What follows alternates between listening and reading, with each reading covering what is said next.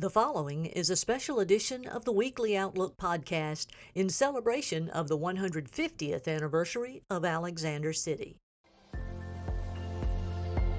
Welcome to the Weekly Outlook. I'm Caitlin Fleming, Managing Editor for Tallapoosa Publishers. Today's special episode features TPI Talk host Scott Hardy and his guest Jane Howell, reminiscing about growing up in Alexander City, the peak of Russell Corporation, and some very special doors.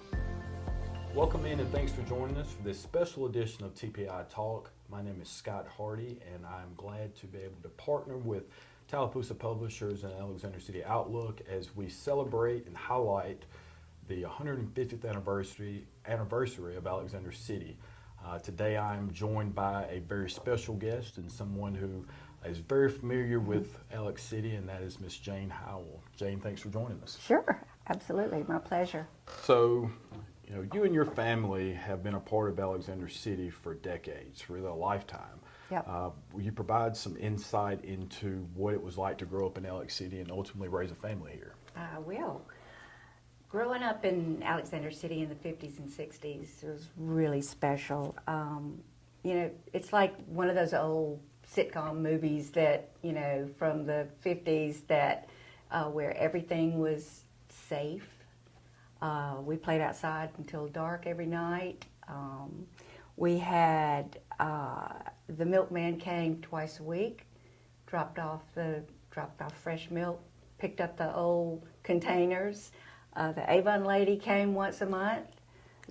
We had a guy that picked up the dry cleaning, and Bugman came through. The city had a Bugman that sprayed for mosquitoes, and it was just great. It was like the good old days that everybody says, they've all lived here, and it was just really special. It really was.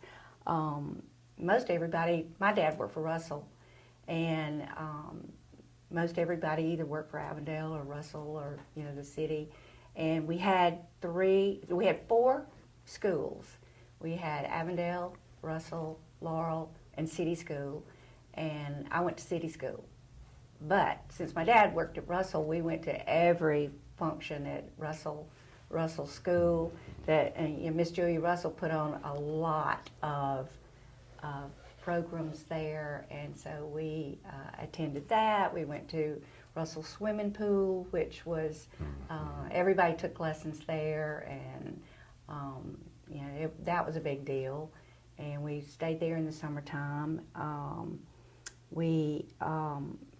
Every Saturday and fall and winter, we went to the Strand Theater, and we can talk about that a little bit later. The first movie I ever saw was Oh Yella, and I think it was called Oh Yella, or something like that. And but it was a marvelous experience, and I think it was like a quarter to get in the Strand. Wow. And I ended up having my first date with the guy I married, Scotty Howell, at the Strand Theater. So Special place then. Yeah, that it's got a big place in my heart. We had football games. We went to all the football games. Benjamin Russell. Laurel had programs on Wednesday. Benjamin Russell had programs on Friday night. So and we were all in a lot of clubs. And sports were huge. That was huge. We had, of course, basketball and football, but wrestling. When growing up, wrestling was big in Alexander City. I remember those. Yeah. I don't remember those days, but I've been told and seen the history of winning all those state championships during that time period. So we did have a strong history. We had in all wrestling. the best coaches. We had great coaches. Scotty was a state champ wrestler. I did not know Yeah, that. yeah. I should have brought a picture of that, but we've got plenty of those. And I was a cheerleader at Benjamin Russell. Miss Barbara Young was my sponsor. Well, she was our PE teacher and our sponsor, and Barbara Sokol was too. And Miss Young was also where we had to go when I was in high school. You could wear your dresses 2 inches above your knee, and if your skirt happened to be more than 2 inches, you got sent home to either change or for the day. Lots and changed she was since strict. then. Yeah. Things were really really different. Well, of course, our gathering spots, all the local places that are still around, Carlisle's drugstore. We always went to Carlisle's after school and spent a lot of time there. Christmas was always special downtown. Santa was a big deal when we were growing up, really big deal. And of course, Ms. Day, I know you've heard of Ms. Louise Day. Yes, ma'am. Every day at noon, at 11 o'clock the whistle would blow at Russell. So we knew it was lunchtime. And then it would blow again at 12. And then Ms. Louise Day came on the radio at 12 o'clock to do daily doings. And we all had to listen to that and find out what was happening in Alex City and when the next sale was going to be at Frozen's. I know when we were working on the 125th for the Outlook, Mr. Frozen was speaking about his relationship with the paper, and he spoke specifically about Miss Day and how that was really an integral part of everyone's day during the time, was waiting to see what she was going to have to say. Yeah. And on Saturday, if they were having a sale, we all, our parents, my mother had to go to Frozen's to go upstairs to shop, and Mr. Ernest was always the driver of the elevator up and down. And if we behaved, we could go up there with her, but if we didn't, we sat in the car. Can you imagine just, with the windows rolled down? No, that's, everyone that I've spoken to, whenever they start speaking about the history of Alex City or their relationship with it, downtown always comes up. And so it's clear that based on some of your comments that was a major portion of the daily lives of people. Oh, yeah, and a fair store. And then growing up, we had B.J. Elmore's too, which was at the very bottom of the hill. And that was like the dime store. And we had to go visit that, then go back over to the Carlisle's, get a cherry freeze or a limeade. And, it was just, very, special time. And of course, Alex City had lots of characters, to make it interesting too. Lots of characters that made it interesting. Our community has always been full of those. You mentioned several times about Russell, and so you can't have a conversation about Alex City without discussing Russell Corporation. And as a longtime employee, can you tell us a little bit about your relationship, or about the relationship between Russell and the community, and what it was like during Russell's heyday? Sure. I started my continuous service. I worked at Russell growing up, 4-hour shifts and things like that they had special for kids, for students. But I started in 1983 with Russell Athletic Sportswear, and that was a new division that they created to sell to department stores and sporting goods stores. And we sold to like Macy's and Dick's Sporting Goods and Modell's in New York and Rich's and Dillard's and LL Bean. I mean, we sold to all the major department stores and sporting goods stores. And it was a special line. And at that time, Mr. Gwaltney was at the helm, and we were clicking on all cylinders. I mean, things were going great. We were touted as the most technically advanced textile company in the world. And we had people that wanted to come and go through the plants. I loved taking people through the plants because everybody that worked there, we were so proud. And everybody wanted to go through the plant from start to finish. Because we were vertical, we could start with opening the bale of cotton all the way through to a finished product. So it was very educational to go through there. But we had a couple of areas where, because we were so into technology and R&D, we had places where you could not take anybody. We couldn't take people. We started a new plant called High Tech during the time, and we were always really working on things down there. Fletcher Adamson and his crew, and We just had so many exciting things going through that automated the process. You know, we had gotten to the point where we could make a T-shirt. A machine could just make the T-shirt, and really didn't have to have too much involvement. And so, you know, that was something. But Russell, I mean, they were so generous with this community too. They provided jerseys and money and opportunities for people, you know, jobs. It was really a great time. And then about 1985, that's when the sales office, the new city hall. Yes, ma'am. We moved in there, and that was super special too, because when we brought customers to Alex City, and they came to the sales office, they were just like, "Oh my goodness, this is incredible!" And then we would put them up in the guest house, and Reuben, Mr. Reuben, the great host, I mean, he would treat them like royalty, and then give them chocolate chip cookies before they went to bed at night.